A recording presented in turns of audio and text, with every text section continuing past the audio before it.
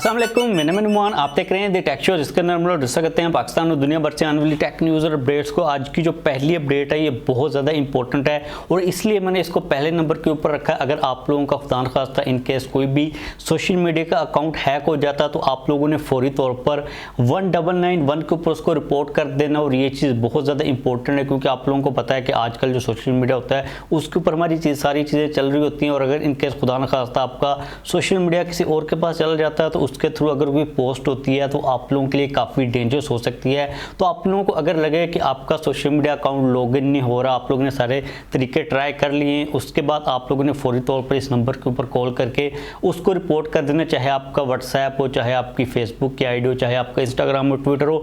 तो ये चीज़ बहुत ज़्यादा इंपॉर्टेंट है ताकि आप लोगों का जो केस है वो एटलीस्ट रजिस्टर्ड होना चाहिए, ताकि खुदा न खास्ता अगर आपके अकाउंट से कोई भी एक्टिविटी की जाती है तो बाद में आपके पास प्रूफ हो कि भाई मेरे पास तो मेरा अकाउंट मौजूद ही नहीं था। बात करें अगली अपडेट की जो कि थोड़ी सी लाइटर है। हम लोगों ने काफ़ी सीरियस अपडेट की बात कर ली, पता नहीं मैंने इसको इतना ज़्यादा सीरियस क्यों ले लिया। बात जो करनी है हम लोगों ने अगली वो है एलजी और एप्पल और साउथ कोरिया के रिलेटेड। अब आप लोगों को पता है कि एलजी साउथ कोरिया के अंदर उन लोगों ने बंद कर दी, साउथ कोरिया के अंदर नहीं पूरी दुनिया के अंदर उन लोगों ने बंद कर दी। उनका जो स्मार्टफोन्स का बिजनेस है उन लोगों ने ख़त्म कर दिया हुआ है। अब एप्पल का ये प्लान था कि साउथ कोरिया के अंदर जितने भी एलजी के स्टोर्स थे हम लोग उनको बाय करके वहाँ पर अपनी प्रोडक्ट्स को सेल करेंगे, स्पेशली तौर पर आईफोन्स को सेल करेंगे। उनकी आपस में बात चल रही थी, लेकिन ये वाली जो चीज़ है एलजी ने इनकार कर दिया कि हम लोग आपको स्टोर्स नहीं देंगे। अब मुझे पर्सनली तौर पर लगता है कि इसके पीछे कुछ रीजंस तो मैंने पढ़ी है, लेकिन मुझे पर्सनली तौर पर लगता है कि उनकी जो गवर्नमेंट है वो नहीं चाहती और सैमसंग इसके पीछे है कि सैमसंग नहीं चाहता कि जो एलजी के स्टोर्स हैं वो एप्पल को मिले। अगर हम लोग उनकी गवर्नमेंट की बात करते हैं कि गवर्नमेंट क्यों नहीं चाहती, तो यार आप लोगों को पता है कि एप्पल जब भी किसी मार्केट के अंदर जाता तो वहाँ पर जो छोटे बेचारे रिटेलर्स होते हैं उनका तो सत्यानाश हो जाता है, क्योंकि एप्पल के जब स्टोर्स होते हैं बड़े बड़े तो लोग प्रेफर करते हैं कि हम लोग एप्पल के स्टोर से ही एप्पल की प्रोडक्ट्स को बाय करें। तो इसलिए गवर्नमेंट ये नहीं चाहती कि जितने भी छोटे छोटे रिटेलर्स हैं उनका बिजनेस ख़राब हो। और जहाँ तक बात है सैमसंग की, तो यार साउथ कोरिया के अंदर सैमसंग का जो होल्ड है वो काफ़ी ज़्यादा इसलिए क्योंकि सैमसंग की जो प्रेजेंस है वहाँ पर वो काफ़ी ज़्यादा स्ट्रॉन्ग है। एप्पल बाद में वहाँ पर आया है।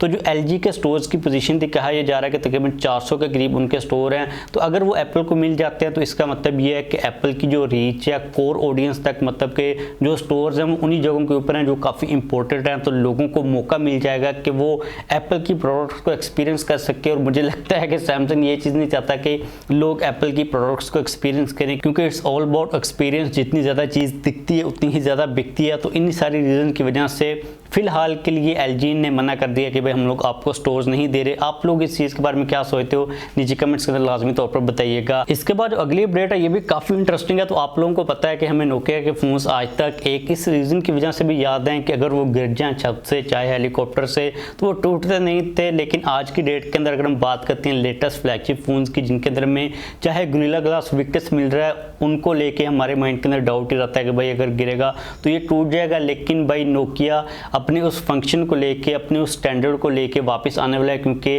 27 को नोकिया का एक फ़ोन आ रहा है जिसके बारे में नोकिया ने ये चीज़ टीज़ किया कि अब आप लोगों को उसके ऊपर केस लगाने की ज़रूरत नहीं। आप लोग यहाँ पर जो टीजिंग पिक्चर है उसको भी देख सकते हैं।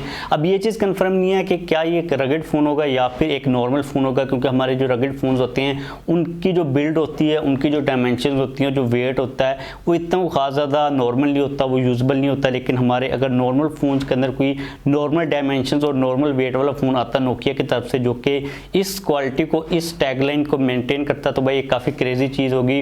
और लेट्स सी कि ये किस मटेरियल को यूज़ करता है और किस प्राइस बजट के अंदर आता है, क्योंकि अगर प्लास्टिक को यूज़ किया जाता है, प्लास्टिक कौन सी यूज़ की जाती है, मेटल को यूज़ किया जाता है तो मेटल कौन सी यूज़ की जाती है, ये चीज़ काफ़ी ज़्यादा इंपॉर्टेंट होगी।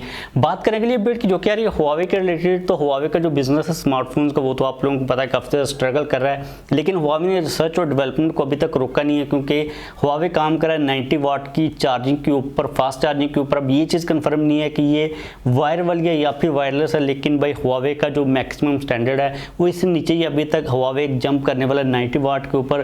तो लेट्स सी कि हुआवे की ये जो 90 वाट की चार्जिंग है ये कब आती है, मेट 50 सीरीज़ के अंदर आती है या फिर P50 सीरीज़ के अंदर हुआवे इसको इंट्रोड्यूस करवाता है। अगली अपडेट की बात करें जो कि यार ये Xiaomi के रिलेटेड, तो हम लोगों ने पिछली एक वीडियो के अंदर Xiaomi के फोल्डिंग जो कि क्लैम्पशेल डिज़ाइन के अंदर फ़ोन था उसके बारे में बात की थी, जिसके पेटेंट सामने आए थे, जिसके अंदर बाहर वाली साइड के ऊपर कोई भी स्क्रीन नहीं थी। लेकिन अभी उसका जो अपडेटेड वर्जन है वो आज का हुआ, आप लोग यहाँ पर देख सकते हो। बाहर वाली साइड के ऊपर आप लोगों को छोटी सी स्क्रीन देखने को मिल जाएगी, साथ में 2 कैमराज हैं। इसके अलावा फ्रंट के ऊपर हमें डुअल पंच होल के अंदर डुअल सेल्फी कैमरा भी देखने को मिल जाएगा। तो ये चीज़ कही जा रही है कि भाई ये है Xiaomi का Z Flip, मतलब कि Xiaomi का क्लैम्प वाला फोल्डिंग फ़ोन। अब देखते हैं कि इसकी प्राइस कितनी होती है। अब ये चीज़ मुझे समझ नहीं आ रही कि ये स्क्रीन लगा रहे हैं तो छोटी लगा रहे हैं, अगली जनरेशन के अंदर बड़ी कर देंगे, मतलब कि सारी कंपनीज ऐसी करती हैं। और मोस्ट इंपॉर्टेंटली इसकी प्राइस कितनी होती है, क्योंकि अभी सैमसंग का जो Z Flip 3 आ रहा है उसके बारे में ये चीज़ कही जा रही है कि उसकी प्राइस तकरीबन $1000 से लेकर $1100 तक होगी। तो Xiaomi का ये वाला जो फ़ोन है मुझे लगता है कि $700 से $800 तक होना चाहिए, इससे मैक्सिमम इसकी प्राइस बिल्कुल भी नहीं जानी चाहिए। बात करें अगली अपडेट की जो कि आ रही है रियलमी के रिलेटेड, तो भाई रियलमी का पैड बहुत जल्द आ रहा है। उसके रिलेटेड जो न्यूज़ लीक्स और रूमर है उनकी तादाद काफ़ी इंक्रीज़ हो रही है। तो अभी रिसेंटली काफ़ी इंटरेस्टिंग रिपोर्ट सामने है जिसके अंदर ये चीज़ बताई गई है कि उसके अंदर में 7100 mAh की बैटरी मिलेगी। अब ये वाली बैटरी एक रेफरेंस के लिए आप लोगों को बता देता हूँ कि इस वक्त हमें एप्पल का जो iPad M1 वाला प्रो वाला मिलता है 11 इंच के साइज़ के साथ, उसके अंदर में बैटरी मिलती है 7538 mAh की। अब ये चीज़ देखना पड़ेगी कि जो रियलमी का पैड आ रहा है, iPad जो भी आप लोग उसको कह लो, उसके अंदर हमें कितना साइज़ देखने को मिलता है। और इसके अलावा जो अगली अपडेट है ये भी इसी से कनेक्टेड है, क्योंकि रियलमी, ओप्पो और वीवो एक ही कंपनी है, एक इनकी पेरेंट कंपनी है। रियलमी अपने टैब के ऊपर काम कर रही है, लेकिन ये चीज़ कही जा रही है कि ओप्पो और वीवो प्लस आपस में मिलकर 3 नए टैबलेट्स को इंट्रोड्यूस करवाने वाले हैं। अब देखनी ये चीज़ है कि इनके जो टैबलेट्स आते हैं ये किस कैटेगरी के अंदर आते हैं, कितने ज़्यादा अफोर्डेबल होते हैं और कौन कौन सी मार्केट को ये टारगेट करते हैं। लेकिन भाई जो टैब्स हैं उनका भी आप लोगों को एक तूफान देखने को मिलने वाला है, क्योंकि जब से पेंडेमिक आया जो स्मार्टफोन कंपनीज हैं उनको अब ये ख्याल आया। लेकिन उससे पहले अगर हम लोग देख लेते हैं तो एप्पल ही था जो कि एक्टिवली हर साल अपने iPads को इंट्रोड्यूस करवा रहा था। तो देखते हैं कि ये कितनी ज़्यादा मार्केट को क्रैप कर सकते हैं। बात करें अगली अपडेट की जो कि काफ़ी इंटरेस्टिंग आ रही है ओप्पो और रियलमी के रिलेटेड। तो रियलमी के बारे में तो हम लोग काफ़ी तक बात कर चुके हैं कि उनकी फैक्ट्री पाकिस्तान के अंदर एक्टिव हो चुकी हुई है। अभी रिसेंटली एक पिक्चर आई मेरे पास जिसके ऊपर ये चीज़ मेंशन की गई थी कि रियलमी C21 का जो मैन्युफैक्चर्ड इन पाकिस्तान वाला स्टॉक है वो मार्केट के अंदर आना स्टार्ट हो चुका है। आप लोग यहाँ पर पिक्चर को देख सकते हो, जो कि काफ़ी ज़्यादा एक पॉजिटिव चीज़ है। मुझे काफ़ी ज़्यादा खुशी हो रही है इसके ऊपर देखकर। लेकिन एट द सेम पॉइंट एक और पिक्चर सामने आ रही है ओप्पो के फ़ोन ओप्पो A15s की, जो कि मेड इन पाकिस्तान है, मैन्युफैक्चर्ड इन पाकिस्तान है। तो आप लोगों को मैंने कहा था कि भाई ओप्पो भी समझ लें कि पाकिस्तान के अंदर आ ही चुकी हुई है, क्योंकि ओप्पो और रियलमी के फ़ोन एक ही फैक्ट्री के अंदर बनेंगे। तो फाइनली दिस इज़ हैपनिंग। तो लेट्स सी कि भाई Xiaomi कब आता है और सैमसंग एक्चुअल में अपनी प्रोडक्शंस को कब स्टार्ट करते हैं। बात करें अगली अपडेट की जो कि आ रही है टेक्नो पोवा 2 के रिलेटेड। तो भाई almost the wait is over. Tecno Pova 2 जो है अफ्रीकन मार्केट से निकलकर अब एशिया, साउथ एशिया की मार्केट के अंदर बहुत जल्द आने वाला है, क्योंकि कुछ कंट्रीज़ के अंदर उसको टीज़ करना स्टार्ट कर दिया गया है। तो अगर आप लोगों ने अभी तक इतना वेट कर लिया तो आप थोड़ा सा मज़ीद और वेट कर लो। वैसे मुझे खुद को समझ नहीं आ रही कि ये इतना ज़्यादा लेट क्यों है। सिंपल सी रीज़न जो मुझे समझ आ रही है, एक तो चिप्स की शॉर्टेज थी और इसके अलावा जो पेंडेमिक के बाद इंडस्ट्री रिवाइव वगैरह थोड़ा कर रही थी, तो इसी फ़ोन को इतना ज़्यादा लेट क्यों होना था, ये चीज़ समझ नहीं आ रही। क्योंकि जो टेक्नो पोवा 1 था वो काफ़ी एक सक्सेसफुल डिवाइस थी। तो आप लोगों को मे बी नेक्स्ट मंथ के फर्स्ट क्वार्टर के अंदर देखने को मिल सकता है। अगर हम लोग स्पेसिफिकेशंस के ऊपर एक नज़र डालते हैं तो आप लोगों को LCD डिस्प्ले मिलेगा 90 हर्ट्ज के रिफ्रेश रेट के साथ। यहाँ पर आप लोगों को 1080p का डिस्प्ले मिलेगा। मीडियाटेक का Helio G95 प्रोसेसर है, 7000 mAh की बैटरी है। तो लेट्स सी कि भाई अब हमें कितना मजीद टू बी एग्जैक्ट वेट करना पड़ता है।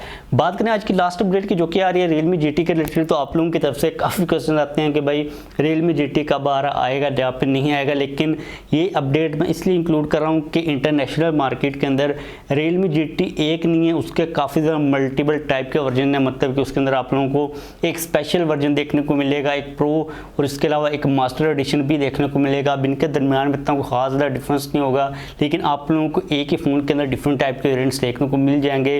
तो लेट्स सी पाकिस्तान के अंदर भाई जो सिंपल सीधा रियलमी GT है वो कब आता है। लेकिन इंटरनेशनल मार्केट के अंदर भाई काफ़ी घुमा फिरा कर रियलमी इसको मार्केट कर रहा है, टीज़ कर रहा है और लॉन्च कर रहा है। तो बस आज के लिए हमारे पास यही टेक न्यूज़ और अपडेट्स आ रही थी। वीडियो खत्म करते हैं। जाने से पहले अगर आप लोगों ने अब तक वीडियो को लाइक नहीं किया तो लाइक कर दीजिए। अगर आप लोगों का कोई क्वेश्चन हो तो डेफिनेटली पूछ सकते हो। चैनल के ऊपर नया सब्सक्राइब नहीं किया हो तो चैनल को लाजमी तौर पर सब्सक्राइब कर लीजिए।